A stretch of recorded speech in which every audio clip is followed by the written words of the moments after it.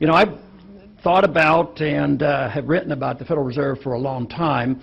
I became fascinated with the monetary issue in the 1960s, having come across the Austrian economists, and especially Hayek and Mises. And I was very impressed with August 15, 1971, because the predictions made in the 60s came about. Matter of fact, Henry Hazlitt made that prediction in 1944 when they set up Bretton Woods. He said it wouldn't work and it would fall apart, and it did. So that was a strong confirmation. But even after all these years of studying and reading and trying to figure out the system, I have come to a very fair and balanced approach to the Federal Reserve. I think there's no doubt that the Federal Reserve is immoral, it's unconstitutional, and it's a disaster, and we don't need it. So with that approach, I have worked hard in the Congress as well, being on the Financial Services, or the Banking Committee at one time it was called. And from the very first day of being in Congress, I have always been on that committee, and now have the position of being the committee subcommittee chairman for domestic monetary policy. I've always worked on the assumption that the system that replaced the Bretton Woods system in 1971 would not be a good system. It would be much worse. It has been rather impressive that it's lasted this long, but I think the handwriting's on the wall. I think that's what we're facing today, that the dollar reserve standard, which the world has embraced for 40 years, has come to an end. I don't think there's any admission to this yet, and they believe they can patch it up, but I believe it has ended, and that the standard, the dollar reserve standard, has ushered in probably the world's biggest financial bubble in all of history, and yet they've still been able to patch it up and keep it together. But it seems to me like the total weight of the world financial system relies on a trust, which is a false trust from my viewpoint, in the dollar, that the dollar will be able to rescue everybody and anybody, whether it's our own treasury, whether it's our state finances, whether it's our cities and towns and around the world, and all the banks and all the corporations. And so far, this undertaking hasn't really destroyed the confidence in the dollar. I think one reason, when you look at the dollar in comparison to other currencies, of course, over a period of time, the value of the dollar has gone down. But there's still people buying dollars and loaning money to us at very, very low rates. When you think about the comparison of the currencies, you have to think about what's our competition. And the competition is the euro and some others, so they're not necessarily very, very strong themselves. But when it comes to the purchasing power, which is the ultimate test of a currency, I don't think we're doing very well. Our government now admits that our consumer prices are going up approximately 4%, but if you use the old CPI, they're going up more like 8 or 9%.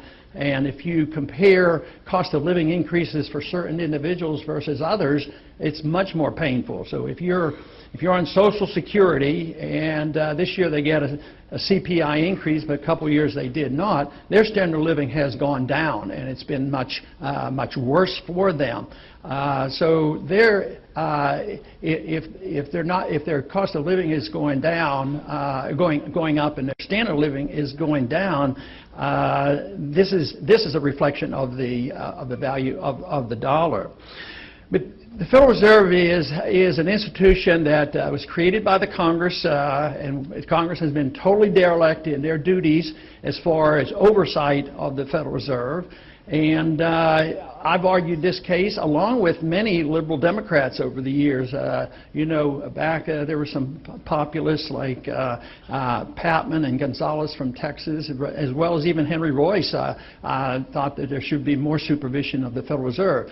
Their conclusions were different than mine, because they didn't particularly argue for constitutional money and commodity money, but they argued that the Congress should have more authority, that the Fed shouldn't act in secrecy, and yet for 100 years they've essentially been able to act on their own.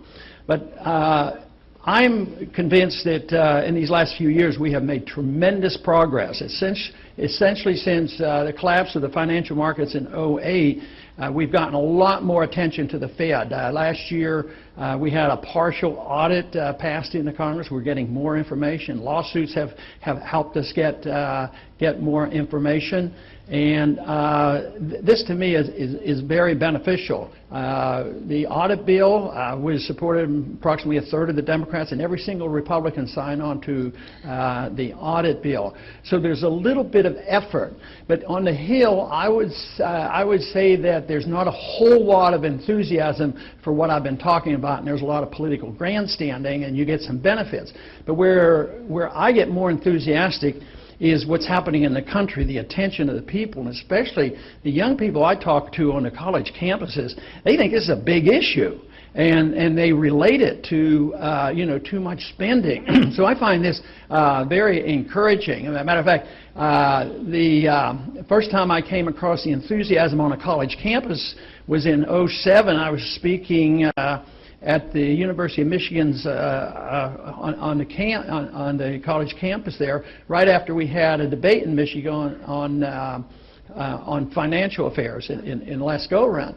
And it was there that some of the young students started shouting out, "End the Fed, end the Fed." They pulled out Federal Reserve notes and started burning Federal Reserve notes. I said, you know, the revolution is arriving. There's something very interesting going on. And we literally can get thousands of people out. The other day we had 3,000 people out on a college campus, and they know and understand and care about the Federal Reserve System. And I think that's what has to happen, and then there will be eventually changes in Congress. But the reason I believe that there's just tremendous resistance of the special interests is I call the Federal Reserve a facilitator. It really facilitates big government. It facilitates the desires of politicians. And there is a gentleman's agreement between the two parties. Since the two parties, there's not much difference. Their rhetoric is different, and sometimes one will emphasize overseas military spending. The other one wants to emphasize endless entitlement. So they more or less have been very complimentary, and they go along with it. And deficits don't matter. We have too many conservatives over the years that claim they were fiscal conservatives, but then they'd also say, well, deficits really don't matter. All we have to do is tinker with the tax code. It'll generate more revenues, and it'll solve all our problems. But deficits do matter, and they're mattering a whole lot right now because this whole idea of central banking has been the instigator, has facilitated the spending, and has papered over the debt. And this illusion and trust in paper and our dollar, it has been a great temporary benefit to us, but on long term it's very, very detrimental. Because the biggest thing that I think we face in the world today financially is this huge debt that the world is suffering from. And I believe debt is the big problem. And it's not a lack of revenues from the government. So if we ever got serious about this, we have to cut spending. And that's where the resistance is. I don't think there's any serious talk on the Hill. I don't think a super committee is anywhere close. I don't think any of the alternatives over there are anywhere thinking about the seriousness of this, because they talk about cutting $1 trillion. Yeah, over 10 years. The only thing that counts is next year, the next year's budget. What are you going to do? So I have a modest suggestion. And my position is that if we were serious about this and we were concerned and thought we had to do something about it, the Congress should cut $1 trillion in the first year. I think that would be a pretty good starter, and get back to living within our means. But we also have to address the subject of the inflation. Today, the big talk about on the campaign trail around the country and on the Hill is the unemployment problem. People want jobs, and they say 9% unemployment, 9% unemployment. And the people feel a lot in the country feel a lot worse than 9% unemployment. That's serious. But once again, they fudge the figures. there's no reason to fully trust everything our government tells us, especially when things are going badly, whether it's on foreign policy or monetary policy, because they use the fear tactic to frighten people into, boy, yeah, the whole world's going to collapse unless we bail out the big banks and the big corporations. Yes, if we don't invade Iraq, there's going to be a Holocaust and they're going to attack us and drop bombs on us. And that is endless, the endless fear-mongering to scare the people and the Congress into spending money. Now, if you didn't have a Federal Reserve, it would come to a halt. It wouldn't happen. If you weren't able to monetize debt, you weren't always to have this backstop in saying, well, if you haven't taxed enough and you can't borrow anymore, what would happen if you couldn't monetize debt? Interest rates would go up. And the Congress would say, hey, we have to watch it. We're taking too much out of the economy. So this has been such a grand deception. And in the short run, we tend to do better, especially as a reserve currency. We've been able to buy goods from overseas dirt cheap and have policies, whether they're trade policies, regulatory policies, and tax policies. We can chase all our productive businesses overseas. So we end up with an economy that isn't producing. We end up with a nation deeply in debt, and there's no willingness to admit the truth and decide to change things, and Congress is not in any position really to rein in the Fed. Now, some people claim, well, we need to change the mandate of the Fed. Well, since I don't like the Fed, I'm not interested in worrying about what the mandate should be, because they're not going to do it anyway. I mean, their mandate is that they're supposed to have full employment. They're failing there. They're supposed to have stable prices. They're failing there. So why do we have any trust whatsoever in what they do? And besides, deep down in their hearts, their goal is to accomplish liquidation of debt, because the debt is too big. They know that, we know that, but they don't want to default and just not be able to pay the interest rates. They're not going to do that.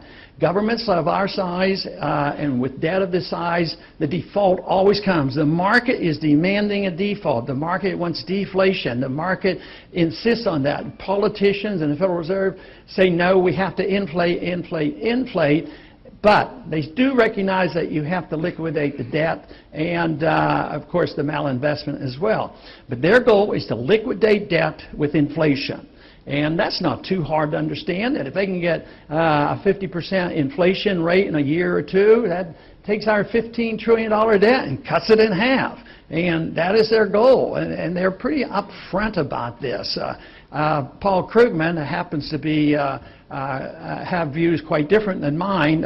On occasion now will mention my name in his articles, but he says Ron Paul has it absolutely wrong. He worries about inflating the money supply, increasing the money supply as being inflationary. He says that can't happen. Not in a weak economy, not when you're in recession. It won't cause prices to go up.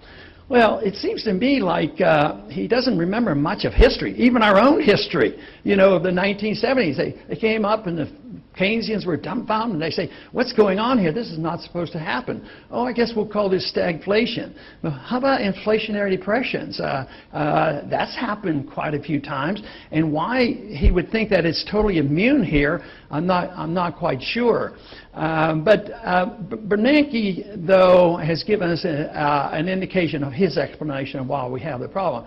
So this is the reason we shouldn't worry too much, because I'm very pleased that he has to hold press conferences. That means he's on the defensive right now, and I'm very pleased with that. But on the last one, when they were pressing him a little bit about why aren't you having more success, in his explanation, he's been unlucky. So it's boiled down to being whether you're lucky or not.